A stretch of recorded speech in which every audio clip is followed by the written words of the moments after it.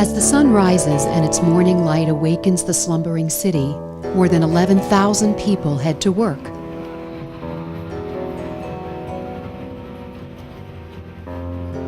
Their job is quite different than most.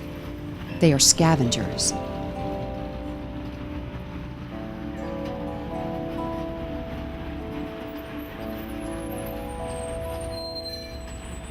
The trash of an entire city is their survival. Each and every day they scavenge through the filthy rubbish in order to find something to sell, to use, or to feed their families. Trash is their life, and life is a daily struggle for survival. Is this how God intends that the highest of His creation live? To those serving with Potter's House, this is not acceptable. Over 2 decades ago, Gladys Acuna and Lisbeth Piedrasanta determined to end the cycle of poverty and bring hope to the people in this desperate situation. Their dream became Potter's House, an organization that views the scavengers as treasures and equips them with tools to build a better life, a life beyond the dump. One of our goals or values is to help them to take the garbage dump from their minds, not to take them from the garbage dump, because if you move them to another place, another garbage dump is in their lives. So this is one of the things that we are encouraged, and we know that just the Lord can do that. And you know, the Bible says in Romans 12 that if we change our mind and renew our mind, we will be a new person. So that is the way to help them. Gladys was later joined by her husband Edgar, and together they have kept the dream alive. They quickly realized that just providing for the material needs of these treasures would not be enough. Those living off the dump experience a multi-dimensional poverty, and each aspect of that poverty must be addressed. God never intended the human being, His prized creation, to live in such conditions, to live in the middle of the garbage dump. God put the image of Himself in the human being to live in totally different conditions.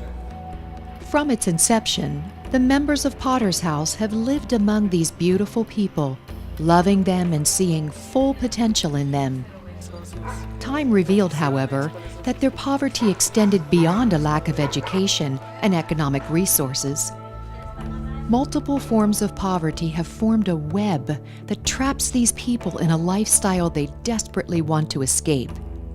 In fact, over the years, Potter's House has identified 8 different forms of poverty that keep these precious scavengers trapped in this web, dependent daily on the garbage dump. Potter's House provides a holistic approach in the prayerful goal of someday eliminating all forms of poverty in the garbage dump area. Meet Irma Chiquito. My name is Irma Chiquito. I am 32 years old.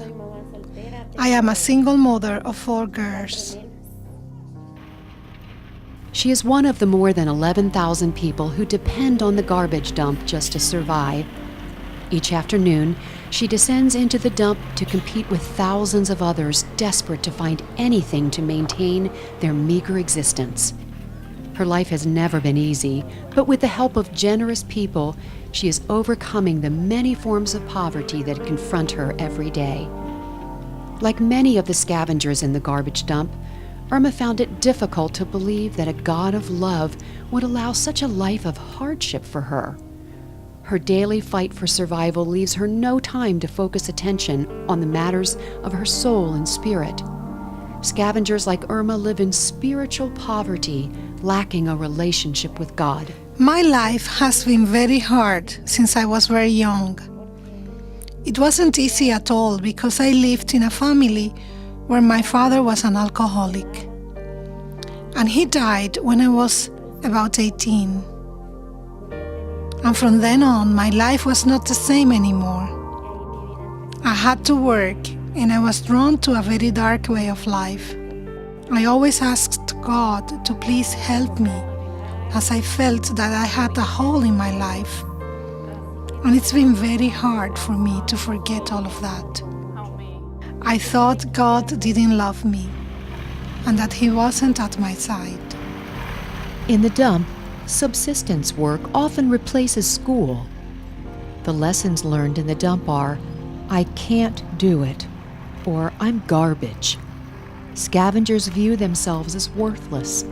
They have no resources to plan for the future, learn a skill, or utilize a talent. A life without access to knowledge and information creates a life of intellectual poverty. I've been working since I was 9 years old.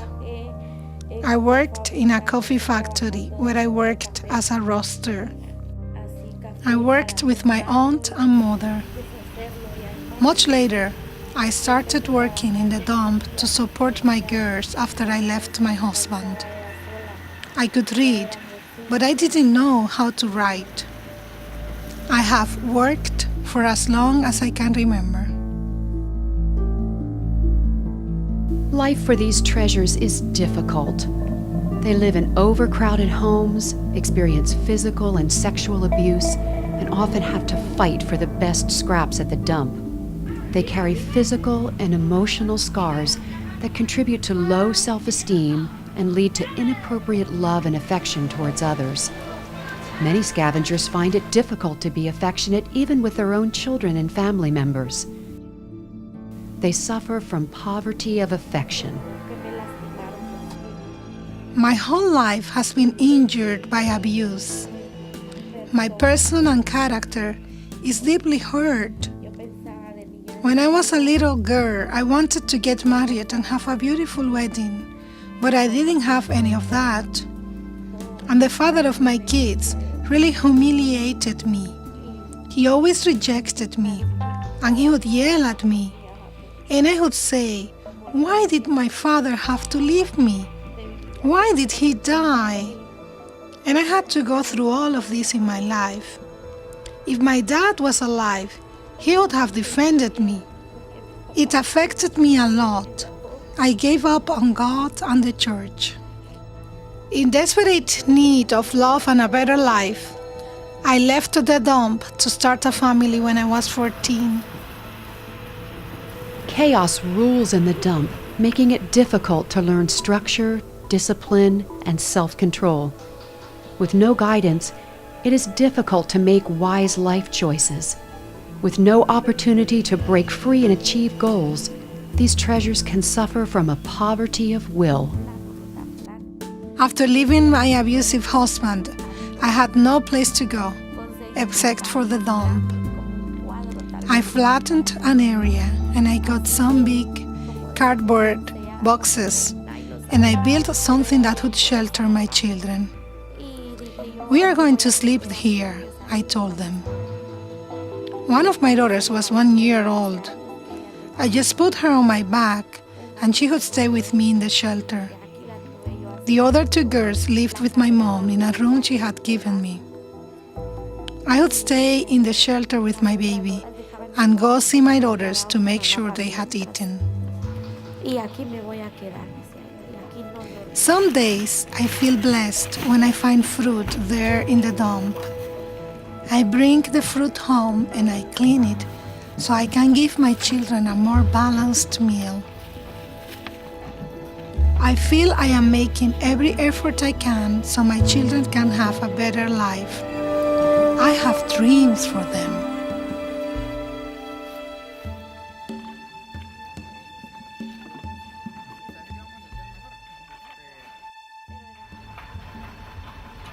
Everyday scavengers like Irma are exposed to an unhealthy environment that often results in severe respiratory, stomach, and skin diseases.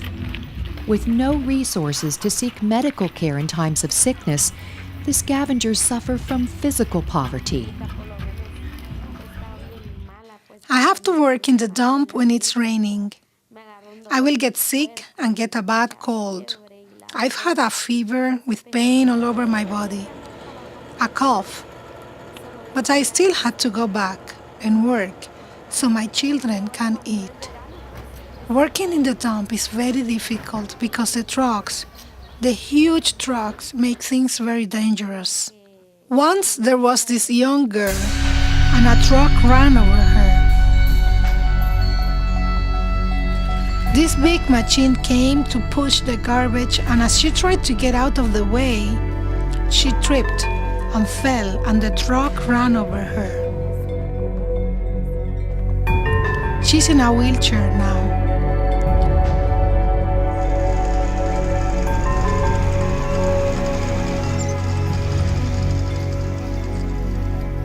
The dump is located in a huge canyon. Now it is slowly filling up with tons of garbage. It is not safe for anyone there. There is no fresh water to drink. And if you have to go to the bathroom, there is no place to go. You always have to fight your way in. If you see something you want, you have to just get in there. There is a lot of fighting. And if you don't listen, they will grab you and beat you if you don't get out of the way.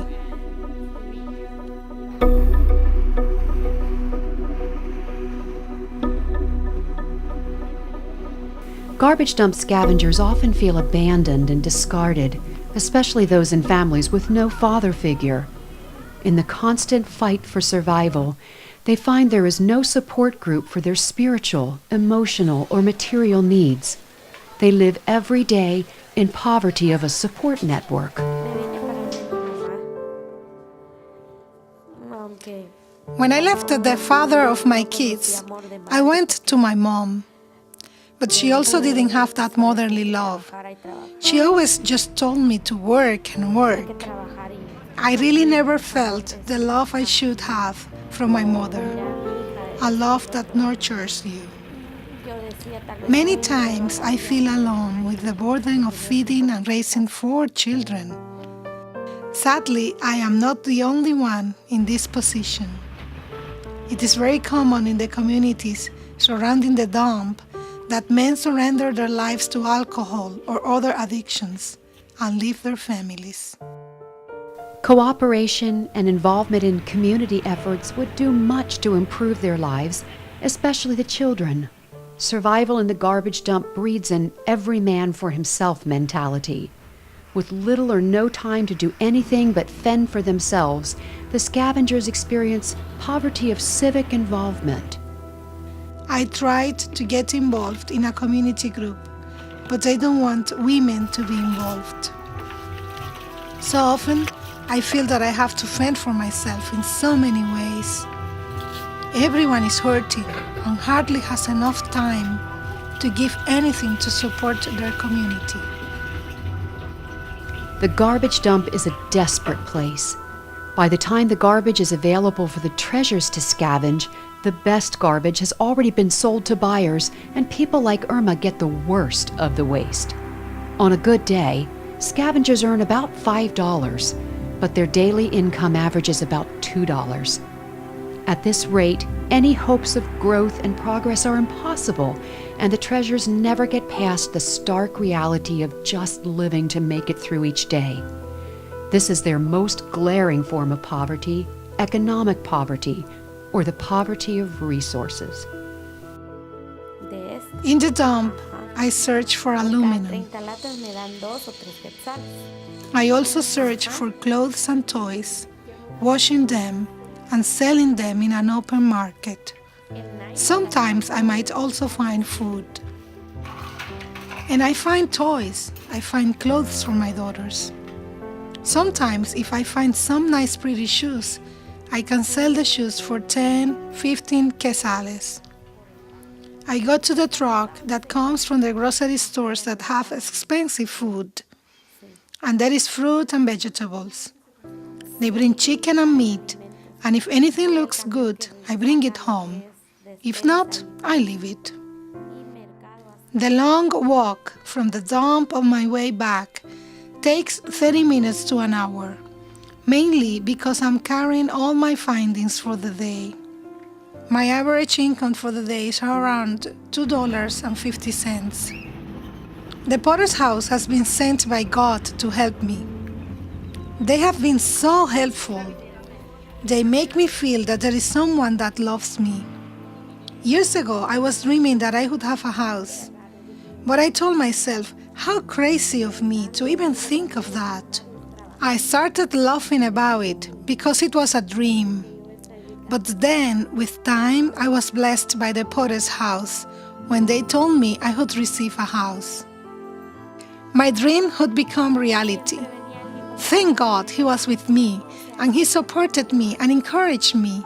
Someone would always come with God's word to me and say, pick yourself up and be strong, and you will see how God is able to help you.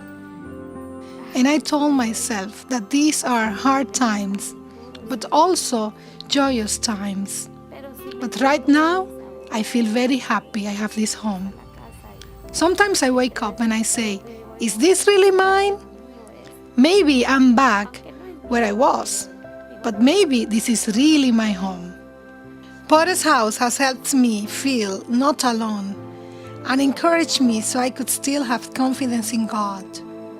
They have helped me start going to church again, and they have really helped me with prayer. Irma is a hard-working woman. Through the love of God and generous people who support the work of Potter's House, she is overcoming many of the forms of poverty that have severely affected her life. Through Potter's House, she has found a support network and learned that she is not alone.